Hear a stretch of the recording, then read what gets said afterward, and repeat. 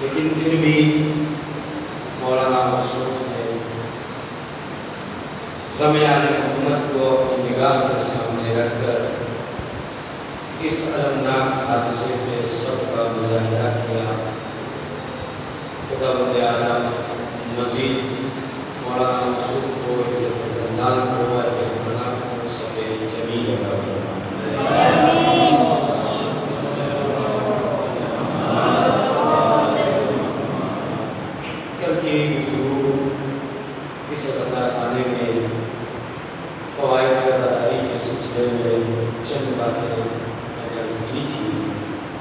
جن میں سے آپ کی بات جو عرض کی تھی وہ یہ کہ کربلا ہمیں امید دلاتا ہے, کربلا ہمیں امید کا درس دیتا ہے. اور کیوں امید کا درس دیتا ہے؟ اس لیے کہ کربلا کے ہر جگہ ہر سمت اگر آپ دیکھیں تو نا امیدی ہی نظر آ رہی ہے.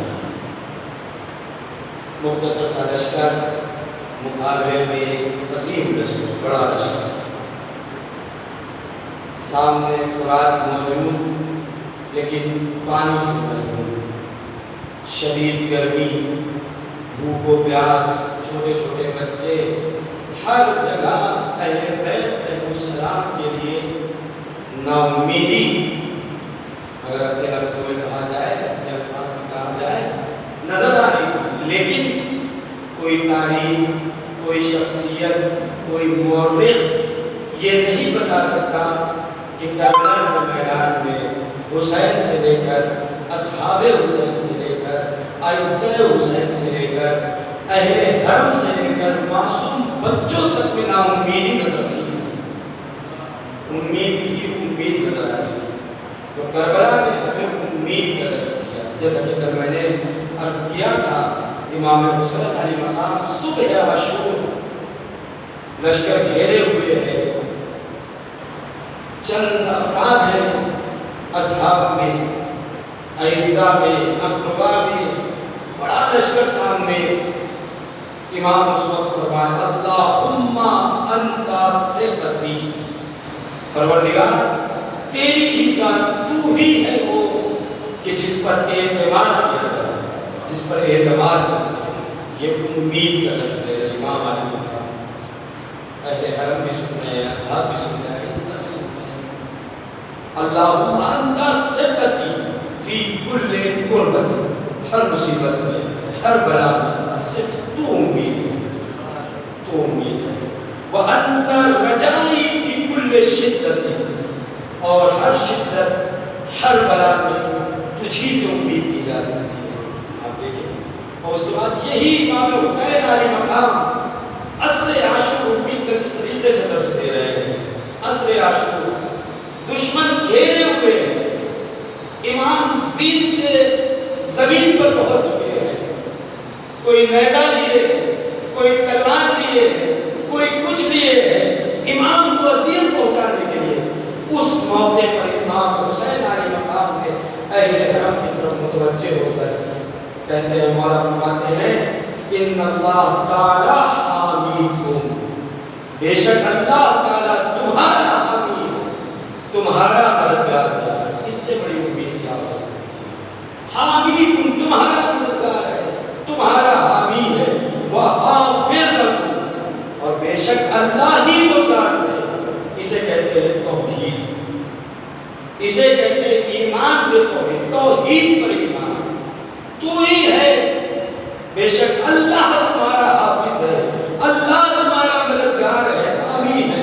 وَسَيُنْجِئُكُمْ، ان اللہ تعالی وَسَيُنْجِئُكُمْ مِنْ شَرِّ الْأَعْدَاءِ، اور ان قریب اللہ، ابھی رہائی نہیں ہوئی ہے، ابھی اسیری نہیں ہوئی ہے، ابھی اہل حرم اسیر نہیں ہوئے ہیں، لیکن امام علیہ مقام امید دلا رہے ہیں کہ دیکھو ثابت قدم رہنا، توحید سے ایمان ڈگمگانے نہ پائے۔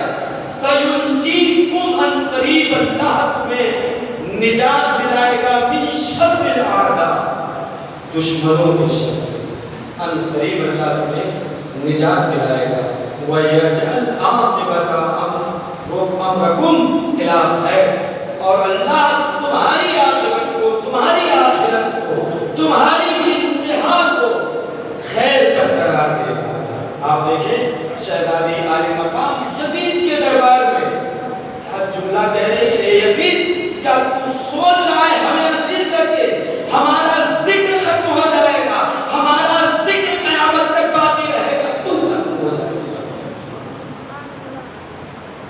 شہزادی جواب دیتی ہے، تم نے اپنے پروردگار کو کیسا پایا؟ ما رأیت الا جمیلا، ہم نے سوائے خوبصورتی کے کچھ نہیں پایا۔ اسے امید کہتے ہیں، اسے رجا کہتے ہیں، اسے توکل بے خدا کہتے ہیں۔ اور اس کے بعد فرماتے ہیں مولا وَيُعَذِّبُ عَدُوَّكُمْ، اور بے شک اللہ عذاب کرے گا تمہارے دشمنوں پر، بِأَنْوَاعِ الْعَذَابِ، انواع و اقسام کے عذاب نازل کرے گا اللہ تمہارے دشمنوں پر۔ آپ دیکھیں اس کے بعد جو عذاب آنا شروع ہوا، اور آج دیکھیں امام حسین علیہ مقام کا مزار جگمگا رہا ہے، شہداء کا مزار آباد ہے، لیکن دشمنان اہل بیت کا کوئی نام لیوا نہیں ہے، کوئی مزار آباد نظر نہیں آ رہا ہے۔ اس نے سوچا ہمارے پاس حکومت ہے، ہمارے پاس دولت ہے، سب سے بڑی دولت ہے، ہم ان کے ذکر کو ختم کر دیں گے، جبکہ وہ یہ بھول گیا تھا اس کے بعد جو دولت ہے وہ شیطانی دولت ہے، ان کے بعد جو قوت ہے وہ قوت الہی ہے۔ صلوات پر محمد وآلہ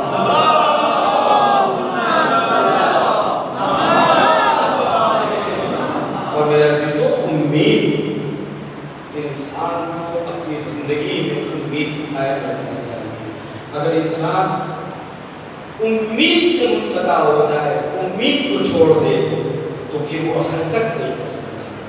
جس طریقے سے مثلاً ایک گاڑی ہے، اگر اس میں تیل ختم ہو جائے تو وہ گاڑی میں آگے حرکت نہیں کر سکتی، اسے دوسرے کھینچیں گے، کھینچنا پڑے گا اسے۔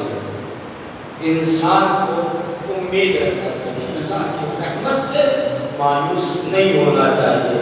اگر یہ چاہتا ہے انسان اپنی زندگی میں حرکت پیدا کرے، اپنی زندگی میں برکت پیدا کرے، اپنی زندگی میں پیش قدمی پیدا کرے، تو اسے امید کا دامن پکڑنا چاہیے، امید کو کبھی نہیں چھوڑنا چاہیے۔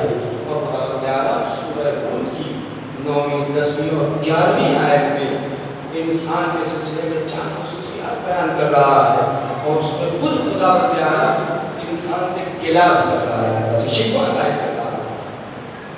خدا تعالیٰ فرماتا ہے وَلَئِنْ أَذَقْنَا الْإِنسَانَ مِنَّا رَحْمَةً، جب انسان کے پاس انسان چکھتا ہے ہماری طرف سے رحمت کو، رحمت اس کے پاس پہنچتی ہے، ثُمَّ نَزَعْنَاهَا مِنْهُ، اور جب ہم اس کی رحمت کو، اپنی رحمت کو جو ہم نے اس کو دی ہے، اس سے لے لیتے ہیں۔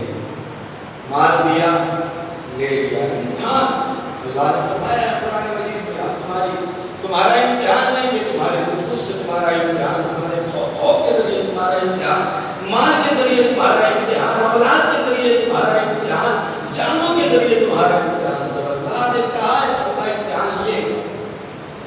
اللہ نے نعمت دے کر نعمت چھین کے امتحان لے گا۔ وہی خدا تعالیٰ فرما رہا وَلَئِنْ أَذَقْنَا الْإِنسَانَ مِنَّا رَحْمَةً، جب انسان تک ہماری رحمت پہنچتی ہے، ثُمَّ نَزَعْنَاهَا مِنْهُ، اور جب ہم اس کو لے لیتے ہیں، اس رحمت کو جب ہم لے لیتے ہیں، إِنَّهُ لَيَئُوسٌ كَفُورٌ، تو یہ انسان مایوس ہو جاتا ہے، کفر کرنے لگتا ہے۔ یہ دوستو، ایک نا امیدی، انسان نا امید ہو جاتا ہے۔ اللہ شکوہ کر رہا ہے انسان سے کہ انسان نا امید ہو جاتا ہے اور کفور، کفر کرنے لگتا ہے، کافر ہو جاتا ہے۔ پروردگار تجھے میرا ہی گھر ملا تھا، میرا ہی سماج ملا تھا، میرا ہی معاشرہ ملا تھا، میری ہی زوجہ ملی تھی، میری ہی اولاد ملی تھی، میرے باپ ملے تھے، میری دکان ملی تھی، میرا مال و دولت ملا تھا۔ انسان کفر کرنے لگتا ہے جب اللہ اس نعمت کو دینے کے بعد لے لیتا ہے۔ پھر اس کے بعد اللہ فرماتا ہے وَلَئِنْ أَذَقْنَاهُ نَعْمَاهُ بَعْدَ ضَرَّاءٍ مَسَّتْهُ، اور اس کے بعد جب اللہ اس ضرر کے بعد، اس نقصان کے بعد جو اس تک پہنچا ہے، پھر اس کے بعد جب اللہ نعمت عطا کرتا ہے، اسے مال و دولت سے نوازتا ہے، اولاد سے نوازتا ہے، انواع و اقسام کی نعمتوں سے نوازتا ہے، ضرر کے بعد، تکلیف کے بعد، امتحان کے بعد جب اللہ نوازتا ہے، لَيَقُولَنَّ، تو یہ انسان کہتا ہے ذَهَبَ السَّيِّئَاتُ عَنِّي، یہ جو مشکلات تھی، یہ جو برائیاں تھیں ہم سے ختم ہو گئی، جو مال و دولت کم ہو گیا تھا، اللہ نے مال و دولت آئندہ کی انسان فکر نہیں کرتا ہے، آنے والے وقت کی بھی انسان فکر نہیں کرتا ہے، جس اللہ نے دوبارہ دیا ہے وہ پھر لے نہیں سکتا ہے۔ یہاں پر اس کے لیے ضروری تھا کہ وہ شکر کرتا ہے، لیکن نہیں، انسان کیا کر رہا ہے، چلی گئی ہمارے سے پریشانیاں، اب ہمارے پاس پریشانیاں نہیں آنے والی، مشکلات ختم ہو چکی ہے۔ تیسری چیز یہ اللہ فرما رہا ہے، انسان سے شکوہ کر رہا ہے، جبکہ اسے آئندہ کی فکر کرنا چاہیے تو اسے شکرانے نعمت کرنا چاہیے، رحمتوں پہ شکر ادا کرنا چاہیے تھا۔ پھر اس کے بعد إِنَّهُ لَفَرْحٌ وَقُورٌ، یہ انسان جب برائیاں ختم ہو جاتی ہے تو یہ تیسری چیز لَفَرْحٌ، کہ یہ خوش ہو جاتا ہے، خوشی میں بھول جاتا ہے کہ ہمیں کیا کرنا چاہیے۔ والدین کا احترام اس کی نگاہوں میں ختم ہو جاتا ہے، سماج کا احترام اس کی نگاہوں میں ختم ہو جاتا ہے، بڑوں کا احترام اس کی نگاہوں میں ختم ہو، ہم تو مالدار ہو گئے ہیں، ہمارے مقابلے کا یہ غریب انسان نہیں ہے، اپنے قریب کسی غریب کو بھٹکنے نہیں دیتا، اپنے پاس کسی غریب کو آنے نہیں دیتا ہے۔ میری اچھا نہیں لگے گا، میں فلاں کے پاس جاتا ہوں، میں فلاں کے پاس رہتا ہوں، اپنے آپ میں توحید محسوس کرتا ہے، خوش ہوتا ہے اپنے آپ میں۔ جب یہ برائیاں ختم ہو جاتی ہیں، امتحان ختم ہو جاتا ہے، اللہ اسے نعمتوں سے نواز دیتا ہے، تو یہ اپنے آپ میں آئندہ کو فراموش کر کے خوش ہو جاتا ہے، خوش ہونے لگتا ہے۔ اور اس کے بعد چوتھی چیز فخور، کہ یہ فخر فروشی کرتا ہے، تکبر کرتا ہے، غرور کرتا ہے۔ ہمارے جیسا کسی کا مکان نہیں ہے، ہمارے جتنی دولت ہے اس کے پاس کسی کے پاس اتنی دولت نہیں ہے، جیسی ہماری اولاد ہے ویسے کسی کی اولاد نہیں ہے، جیسے ہم ہیں ویسے کوئی نہیں ہے، جیسے ہماری زوجہ ویسے کسی کی زوجہ نہیں، جیسے ہمارے پاس گھر کے آسائش و آرام کے سامان ہیں ویسے کسی کے پاس نہیں ہے۔ اللہ کہہ رہا ہے یہ نہیں ہونا چاہیے۔ چار صفات، چار خصوصیات فخر کرنے لگتا ہے انسان۔ اور اس کے بعد اللہ کیا کہی ہے اِلَّا الَّذِينَ صَبَرُوا، مگر وہ لوگ جو صبر کرتے ہیں۔ جس طریقے سے ہمارے محترم مولانا تحقیق صاحب نے ان کی اہلیہ کا انتقال ہوا، واقعی ایک عظیم حادثہ ہے، یہ بڑا حادثہ ہے۔ یعنی لوگوں نے جب اس بات کو سنا کہ انتقال ہو گیا، تعجب میں مشت بدندہ ہو گئے لوگ، یہ کیسے ہو گیا؟ آپ دیکھیں، اور ایسے جہاں دوسرے افراد تعجب کر رہے ہو، افسوس ظاہر کر رہے ہو، خود بھی کیا عالم ہو رہا ہے، بچوں بھی کیا گزر رہی ہوگی، اہل خانہ بھی کیا گزر رہی ہوگی، والدین بھی کیا گزر رہی ہوگی، لیکن نہیں، اللہ سامنے کربلا والوں کی قربانی تھی، سامنے کربلا والوں کے مصائب تھے، سامنے کربلا والوں کی زندگی تھی، اس لیے ناامید نہیں ہوئے، صبر کا دامن پکڑا، صبر کیا۔ واقعی یہ عظیم نعمت ہے صبر۔ انسان اگر کسی مصیبت میں، کسی بلا میں اگر انسان صبر کر لے تو یہ عظیم نعمت ہے۔ صلوات علی محمد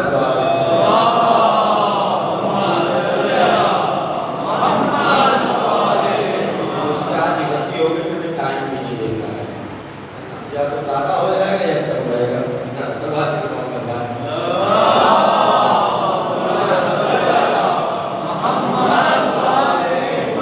مگر وہ لوگ جو صبر کرتے ہیں ان کے اندر یہ چار خصوصیات ہیں، اِلَّا الَّذِينَ صَبَرُوا وَعَمِلُوا الصَّالِحَاتِ، اور اس کے بعد صالح اعمال انجام دیتے ہیں۔ وہ جملے استعمال نہیں کرتے ہیں جو کفرانہ جملے ہوں، نہیں، پروردگار تیرا شکر تو نے ادا کیا تھا، اِنَّا لِلَّهِ وَإِنَّا إِلَيْهِ رَاجِعُونَ، عمل صالح انجام دیتے ہیں۔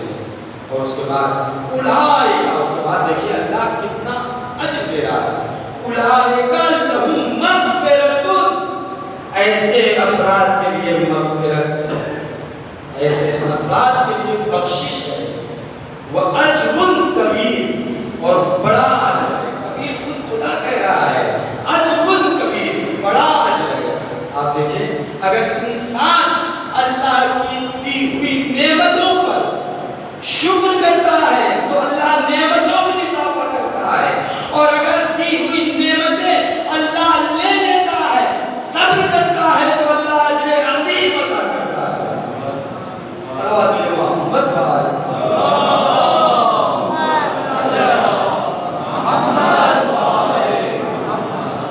حضور صلی اللہ علیہ وسلم مسجد میں واعظ و نصیحت کر رہے تھے، جہنم کا تذکرہ، قبر کا تذکرہ، پیشان قبر کی باتیں، تمام باتیں رسول اللہ کر رہے تھے، ڈرا رہے تھے لوگوں کو۔ لوگوں نے تو قبر کی منزل کو سنا ہے، جہنم کو دیکھا نہیں، سنا ہے، سب نے سنا ہے، سوال ہوں گے، پیشان قبر ہوگا، اور اس کے بعد برزخ کا منظر ہوگا، رسول اللہ سے بیان کر رہے تھے۔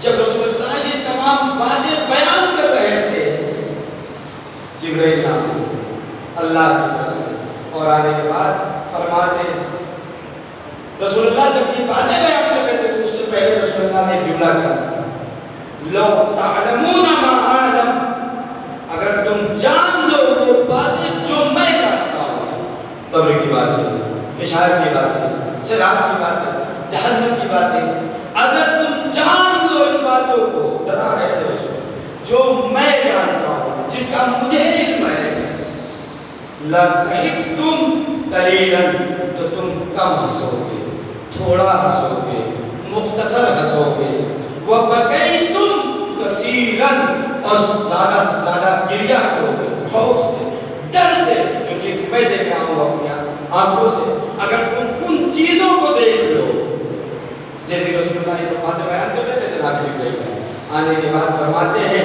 اِنَّا رَبَّكَ يَقُولُ لِمَا يَقُنُونَ، اے میرے حبیب، اے اللہ کے رسول، اللہ فرما رہا ہے کہ تم کیوں ان کو مایوس کر رہے ہو، کیوں ان کو مایوس کر رہے ہو؟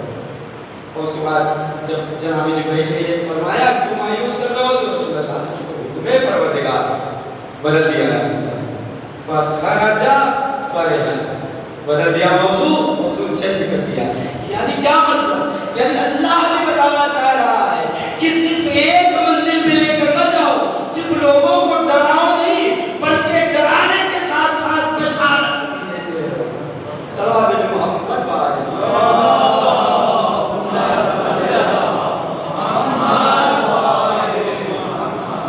اس کے بعد فخرج فرحا، رسول اللہ اس موضوع سے نکل گئے، اس کے بعد خوش ہو گئے، ہنسنے لگے، وَبَشَّرْهُمْ اور ان سب کو بشارت کی جنت کی۔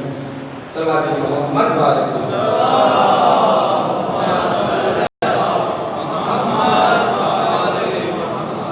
تو میرے عزیزو، انسان کو رحمت پروردگار سے مایوس نہیں ہونا چاہیے۔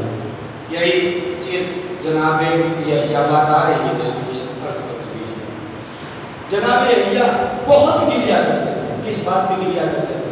اور امام حسین علیہ مقام مدینے سے لے کے کربلا تک کے راستوں میں جناب یحییٰ کا متعدد مقامات میں تذکرہ کیا ہے، ذکر امام حسین علیہ مقام، چونکہ تھوڑا شباہت ہوتی ہے تو جناب یحییٰ روتے تھے، گریہ کرتے تھے، کس بات پہ؟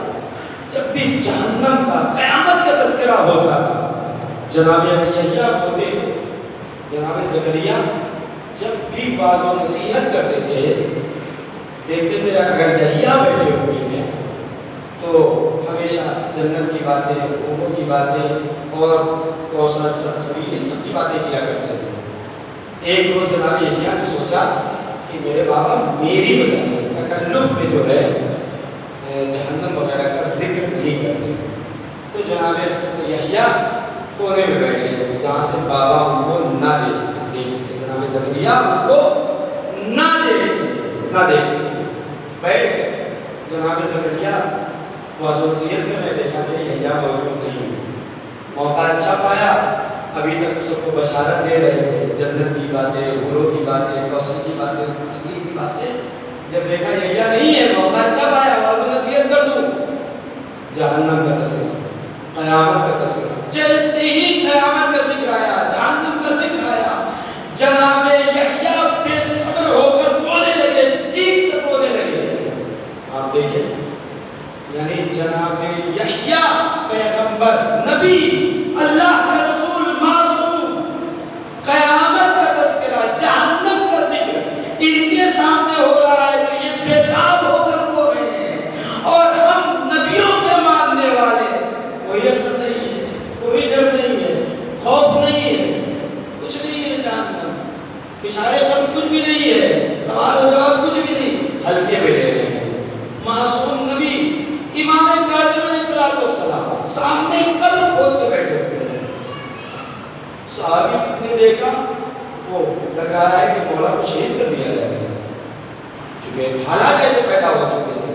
مولا نے کہا جو تو سوچ رہا ہے وہ بات نہیں ہے، قبر اس لیے میں نے کھودی ہے مولا، جو بھی معصومین کا عمل ہے یہ ہمارے لیے، ہمیں بتانا چاہ رہے ہیں، قبر اس لیے کھودی ہے، بتانا چاہ رہا ہوں کہ میں جو کچھ بھی عمل کر رہا ہوں، آیا یہ میرا عمل، میرا یہ کام اس قبر میں کام آئے گا یا نہیں آئے گا؟ صلوات محمد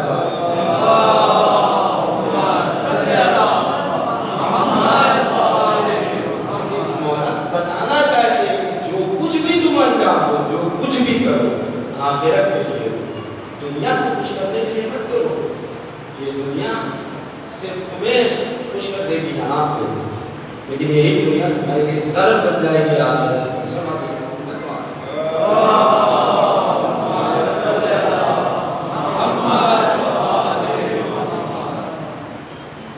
سوچ رہا ہوں کیا چھوڑوں کیا پڑھوں۔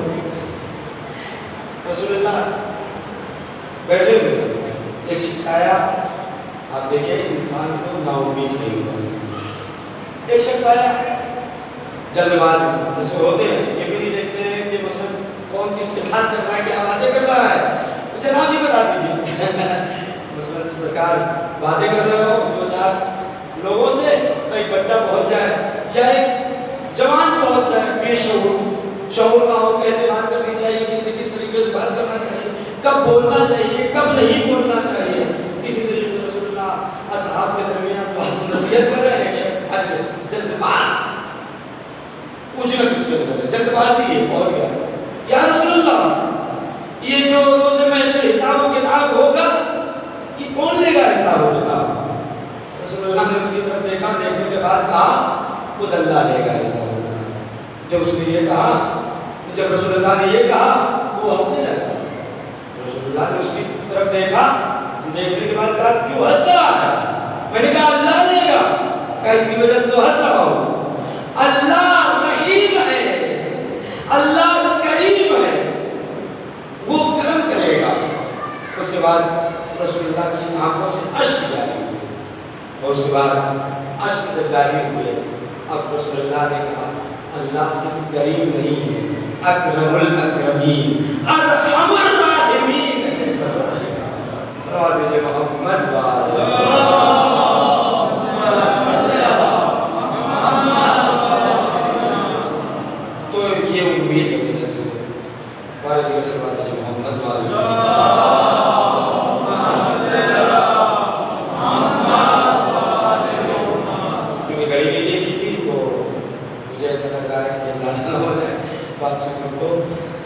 اختصار سے ایک حدیث چھٹے امام آپ دیکھیں گے، انسان لا تقنطوا من رحمت اللہ، اللہ کی رحمت سے مایوس نہ ہو۔ امام فرماتے ہیں، امام کی حدیث ہے، اوحی اللہ عز و جل الی داؤد النبی، اللہ نے حضرت داؤد وہی بھیجی۔ آپ دیکھیں انسان کو کس طریقے سے اللہ سے امید رکھنی چاہیے، کس طریقے سے اللہ پر حسن ظن رکھنا چاہیے۔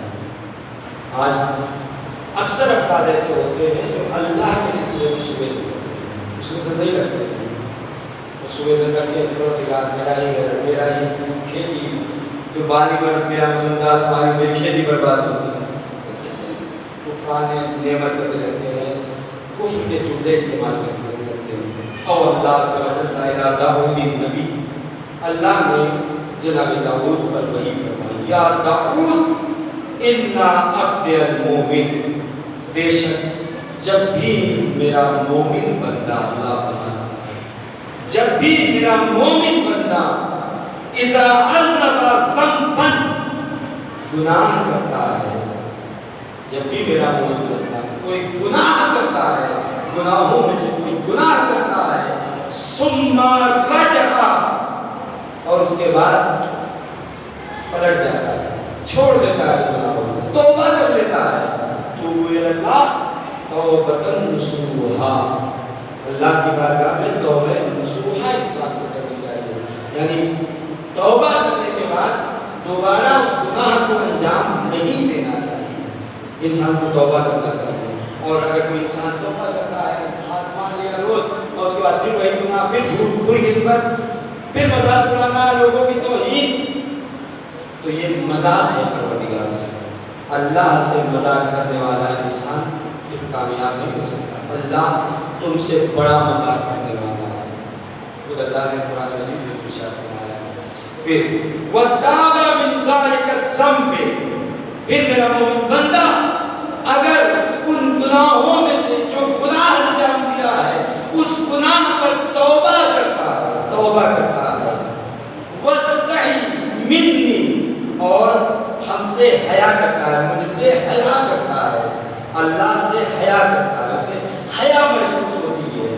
اِنَّا ذِکْرُ، جب بھی اس گناہ کا ذکر اس کے سامنے ہوتا ہے، مثلا ایک انسان جھوٹ بولتا تھا، توبہ کر لی، غیبت کرتا تھا، توبہ کر لی، اب جب بھی اس کے سامنے جھوٹ کا ذکر ہوتا ہے، غیبت کا ذکر ہوتا ہے، تو وہ اللہ سے حیا کرتا ہے، اللہ سے شرم محسوس کرتا ہے، پروردگار ہم نے یہ جو گناہ کیے تھے بہت غلط گناہ کیے تھے، حیا کرتا ہے، شرم کرتا ہے، غفرت لہو، تو اللہ اس کو معاف کر دیتا ہے۔ امام فرماتے ہیں یہ وحی پروردگار، اللہ ایسے بندے کو معاف کر دیتا ہے، وَأَنْسَيْتُهُ الْحَفَظَةَ، اور اللہ مٹا دیتا ہے ان گناہوں کو، جن گناہوں کو فرشتوں نے محفوظ کیا ہے، لکھ دیا ہے، مٹا دیتا ہے۔ یعنی کسی طریقے کا کوئی ایسا کام اللہ فرشتے سامنے انجام دے گا، فرشتہ دیکھ ہی نہیں پائے گا، اللہ اس گناہ کو مٹا دیتا ہے۔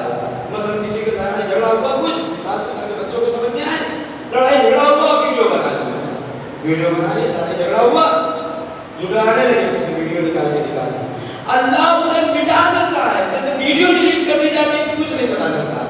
اسی طریقے سے اللہ اس فرشتوں کے لکھے ہوئے جو ہمارے گناہ ہیں اسے مٹا دیتا ہے کہ اب اگر فرشتے دیکھنا بھی چاہے تو دیکھ نہ سکتے۔ اتنا رحیم ہے پروردگار، اتنا قریب ہے پروردگار، اتنا غفور ہے پروردگار، مٹا دیتا ہے جب توبہ نصوحہ بندہ کرتا ہے، استغفار کرتا ہے، توبہ کرتا ہے اللہ کی بارگاہ میں۔ اس کے بعد وہ ابدلتہ، صرف مٹاتا نہیں ہے، اس کو بدل دیتا ہے، ابدلتہ الحسنۃ، نیکیوں میں بدل دیتا ہے۔ کتنا کریم ہے پروردگار، گناہوں کو مٹا کر اپنی قدرت سے اسے نیکیوں میں بدل دیتا ہے۔ اگر اللہ سے امید ہے، اللہ سے اس نے زندہ کہا ہے۔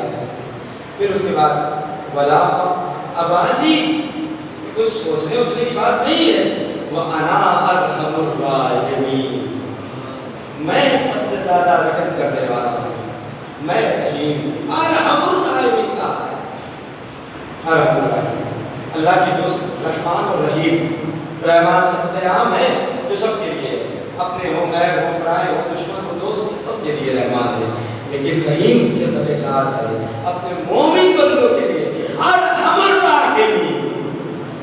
اللہ اس مومن بندے پر جو توبہ کر لیتا ہے اس کے لیے ارحم الراحمین، سماعت محمد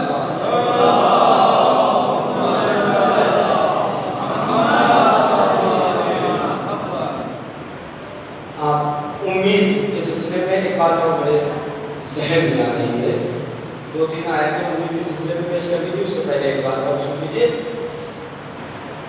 ایران اور عراق کی جو لڑائی چل رہی تھی اس وقت ایرانی عوام دفاع کے لیے، جہاد کے لیے نکل رہے تھے، جا رہے تھے سب دفاع کے لیے۔ ایک شخص گنہگار لیکن اللہ پہ اگر کسی توبہ کرتے اللہ سے امید رکھے، اس نظر رکھے، کیا نتیجہ ہوگا؟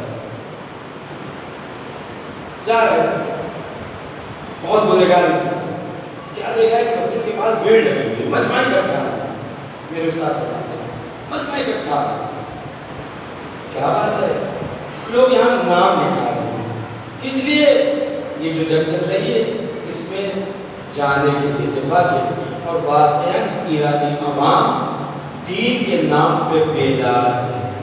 حضور نے دیکھا ہوگا دین کے نام پہ، آپ دیکھیں سوریا میں سب سے زیادہ گئے ہیں دفاع کے لیے، اتنی عوام جا رہے ہیں۔ کربلا میں آپ دیکھیے جب داعش نے دھمکی دی تھی کہ اربعین نہیں ہونے دیں گے، سب سے زیادہ عوام جو پہنچی تھی عراق کے بعد تو یہ ایران کی عوام پہنچی، اور بھی دیگر ممالک کی پہنچے تھے، اور جو بھی انسان جا رہا تھا کیا کسی کو امید تھی کہ ہم واپس آ جائیں گے، لیکن یہ محبت حسین علیہ مقام کی محبت ہے، امید کا جو درس دے رہا ہے، امید پر جا رہے ہیں انشاءاللہ واپس آئیں گے، نہیں آئے تو شہید ہوں گے، یہ امید میرے عزیز۔ تو اس نے دیکھا بھیڑ بھاڑ ہے، سوال کیا یہ کیا ہے، تو کہا یہاں لوگ نام لکھوا رہے ہیں جہاد کے لیے، دفاع کے لیے جا رہے ہیں۔ اچھا، اس نے سوچا میں بھی وہ بہت گنہگار ہے، اتنا گنہگار انسان کہ آدمی اپنی زبان سے بیان بھی نہیں کر سکتا، اتنا گنہگار انسان اپنے جسم کے اوپر کسی بھی تصویریں چھپا رکھی کہ نام کسی بھی عجیب اقسام پورے جسم پر، اتنا بڑا گنہگار انسان، لیکن اللہ جب ہدایت دینا چاہے پہنچتا ہے۔ میں بھی جانا چاہتا ہوں، سب نے دیکھ کے حیرانی سے اسے دیکھا ہے اتنا بڑا گنہگار انسان کہا جائے گا۔ بہرحال جو مولانا تھے نام لکھ رہے تھے، اسے کہا کہ نہیں بچے نام لکھ لیا۔ پھر اس کے بعد مولانا نے الگ میں بلایا اس سے، کیوں جانا چاہتا ہے؟ پھر اس نے اپنی شرٹ اتارا، ہم نے اس لیے شرٹ دیکھا تو عجیب و غریب تصاویر، آنکھیں جھکا لی مولانا نے، کہا میں اس لیے جانا چاہتا ہوں، میں توبہ کرتا ہوں اور میں چاہ رہا ہوں کہ اگر میں مروں تو یہ جو گناہ میں نے اپنے جسم پہ کیا ہے کوئی اسے دیکھ نہ پائے، کوئی اسے دیکھے نہ۔ میں جہاد میں جانا چاہتا ہوں، میں دفاع کے لیے جانا چاہتا ہوں۔ مولانا نے اس وقت دعا کی، انشاءاللہ خدا ستار العیوب، آپ دیکھیں یہ امید، خدا عیبوں کو چھپانے والا ہے، اور اگر اللہ عیبوں کو چھپانا مقصود نہ ہوتا تو یہ میت کے سامنے اللہم انی لا نعلم منہ الا خیرا، جب اللہ مردے کے سامنے، مردہ انسان اس کے سامنے اپنے بندے کی توہین برداشت نہیں کر رہا ہے کہ کوئی اس کی برائی بیان کرے جو اس کے زندہ بندے ہیں، اگر کوئی اس کی برائی بیان کرے تو اللہ کو اچھا لگے گا، مردے کے لیے اللہ نہیں پسند کر رہا ہے۔ نماز میں دعا پڑھتے ہیں اللہم انی لا نعلم منہ الا خیرا، سب چیزوں پہ ہمیں توجہ دینا چاہیے۔ اس نے کہا میں چاہتا ہوں کہ میں جاؤں، میرے ایمان چھپ جائے، دعا کر دیجیے میرے لیے۔ انہوں نے دعا کی، اللہ ستار العیوب، انشاءاللہ اللہ تمہارے عیب کو چھپائے گا۔ یہ دفاع پہ جاتا ہے، دفاع چل ہی رہا تھا، بہت سے لوگ شہید ہو رہے تھے، کچھ دنوں بعد خبر ملی کہ یہ شخص شہید ہو گیا اور فلاں جگہ فلاں قبرستان میں اس کا جنازہ رکھا ہوا ہے۔ مولانا پہنچے، مولانا نے جنازے کو کھولا، اب جو جنازے کو کھولا تو کیا دیکھا کہ پورا جسم جھلسا ہوا ہے۔ اللہ جس کے عیب کو چھپانا چاہے، دنیا لاکھ ظاہر کرنا چاہے، اللہ ظاہر نہیں ہونے دیتا۔ صلوات محمد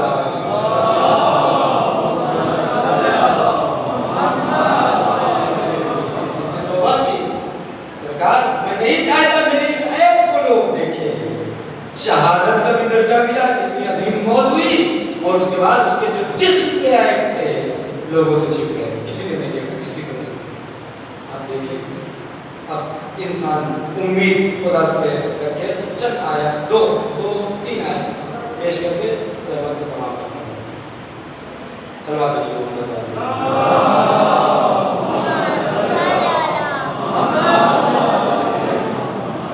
وَمَن يَعْمَلْ سُوءًا، جو بھی انسان برا عمل انجام دیتا ہے، یہ امید وار کرنے والی ہے، انسان کو امید دلانے والی ہے۔ وَمَن يَعْمَلْ سُوءًا أَوْ يَظْلِمْ نَفْسَهُ، جو بھی برے کام انجام دیتے ہیں اور اپنے نفوس پر ظلم کرتے ہیں، اپنے نفسوں پر، ثُمَّ يَسْتَغْفِرُ اللَّهَ، پھر اس کے بعد اللہ کی بارگاہ میں استغفار کرتے ہیں، طلب مغفرت کرتے ہیں، یجد اللہ، تو وہ اللہ کو پائیں گے، غفور الرحیم، معاف کرنے والا، رحم کرنے والا۔ پھر اس کا دوسرے مقام پہ 31 آیتیں قرآن مجید میں موجود ہیں جو انسان کو امید دلاتی ہیں، 31 آیتیں۔ پھر اس کے بعد دوسرے مقام پہ اللہ فرماتا ہے والذین اذا فعلوا فاحشۃ، جیسے اس نے انجام دیا تھا، جب جو وعدے ہم نے کیے اسی سے متعلق آیتیں میں کہہ رہا ہوں صرف۔ والذین اذا فعلوا فاحشۃ، پس وہ لوگ جو فاحشہ انجام دیتے ہیں، برا عمل انجام دیتے ہیں، فحش عمل انجام دیتے ہیں، اور ظلموا انفسهم، اور اپنے نفوس پر ظلم کرتے ہیں، ذکر اللہ، اور اس کے بعد اللہ کا ذکر کرتے ہیں، اللہ کو یاد کرتے ہیں، اللہ کو یاد کرتے ہیں۔ وَمَن يَغْفِرُ الذُّنُوبَ، اور کون ہے گناہوں کو معاف کرنے والا سوائے پروردگار؟ یاد کرتے ہیں کہ اللہ ہی ہے گناہ کو معاف کرنے والا، بخشنے والا۔ اِلَّا اللَّهُ، کون ہے سوائے پروردگار کے گناہوں کو بخشنے والا؟ وَلَمْ يُصِرُّوا عَلَىٰ مَا فَعَلُوا، پھر اس کے بعد وہ عمل انجام نہیں دیتے ہیں جو عمل انہوں نے اس سے پہلے انجام دیا ہے، تو اللہ ان کے لیے غفور بھی ہے، ان کے لیے رحیم بھی ہے۔ تو میرے عزیزوں، انسان کو کسی بھی حال میں اللہ کی رحمت سے نا امید نہیں ہونا چاہیے۔ اگر اللہ نے ہمیں نعمتیں عطا کی ہیں، اگر اللہ نے ہمیں رحمتیں عطا کی ہیں، تو اگر وہی پروردگار جس نے عطا کی ہے، یہ ہاتھ ہمارے اختیار میں ہے، لیکن اللہ کی دی ہوئی نعمت ہے، اس کی حفاظت ہماری ذمہ داری ہے۔ آنکھ اللہ کی دی ہوئی نعمت ہے، اس کی حفاظت ہماری ذمہ داری ہے۔ زبان اللہ کی دی ہوئی نعمت ہے، اس کو محفوظ رکھنا ہماری ذمہ داری ہے۔ ہم محفوظ کیسے رکھیں؟ ہاتھ ہے ظلم کے لیے نہ بڑھے، آنکھ ہے نامحرم و فحشاء کے لیے نہ بڑھے، زبان ہے غیبت و جھوٹ کے لیے نہ نکلے۔ اسی لیے یہ اللہ کی دی ہوئی نعمت ہے، اسی لیے خودکشی حرام قرار دی ہے، تاکہ تم یہ نہ سوچنا یہ ہاتھ جو تمہارے پاس ہے یہ تمہارا ہے، یہ جو آنکھ تمہارے پاس ہے تمہاری ہے، یہ جو کان تمہارے پاس ہے تمہارا ہے، یہ جو ہاتھ تمہارے پاس ہے تمہارا ہے، یہ جو پیر تمہارے پاس ہے تمہارا ہے۔ نہیں، یہ میری دی ہوئی نعمت ہے، میری بارگاہ میں واپس آئے، میں اسے واپس میری بارگاہ میں واپس آئے۔ لہذا انسان اگر اس بات کا خیال کر لے کہ یہ جو نعمتیں ہیں اللہ کی دی ہوئی نعمتیں ہیں، اللہ نے دی ہیں، اس کی ہے، تو پھر انسان پھوک پھوک کر قدم رکھے گا، پھر اس کے قدم گناہ کے لیے نہیں بڑھیں گے، پھر اس کے ہاتھ گناہ کے لیے نہیں بڑھیں گے، اس لیے کہ اسے احساس ہوگا۔ ابھی ایک انسان محنت سے اگر کوئی چیز کما کے لاتا ہے وہ ضائع نہیں ہونے دیتا ہے، برباد نہیں ہونے دیتا ہے۔ ہمیں ان سب باتوں پر دھیان دینا چاہیے، توجہ ہونا چاہیے، استغفار کرنا چاہیے، توبہ نصوحہ کرنا چاہیے، اور اللہ کی بارگاہ سے نا امید نہیں ہونا چاہیے۔ جیسا کہ سننے میں آتا ہے کہ مثلا بعض لوگ کہتے ہیں میں شراب پیتا ہوں اس لیے میری اللہ توبہ ہی نہیں سنے گا، میں جوا کھیلتا ہوں میری اللہ توبہ ہی نہیں سنے گا، میں یہ برے عمل انجام دیتا ہوں اللہ میری سنے گا۔ نہیں، توبہ کرو، استغفار کرو، صرف شرک ایک ایسا گناہ ہے جسے اللہ نہیں بخشے گا، اس لیے کہ قرآن مجید میں ہے اس کے علاوہ جو گناہ ہے اللہ سارے معاف کر دے گا، اس لیے کہ اللہ غفور رحیم ہے، غفور رحیم۔ لیکن شرک اللہ کے سامنے کوئی دوسرے اللہ کو کرنے لگے، اس گناہ کو اللہ نہیں معاف کرے گا۔ بس جو بات کو تمام کیا، ایک عالم دین کی زوجہ کے واقعہ صحبت کا اثر ہوتا ہے۔ معارف اہل بیت سے مرحومہ بہت زیادہ آشنا ہے،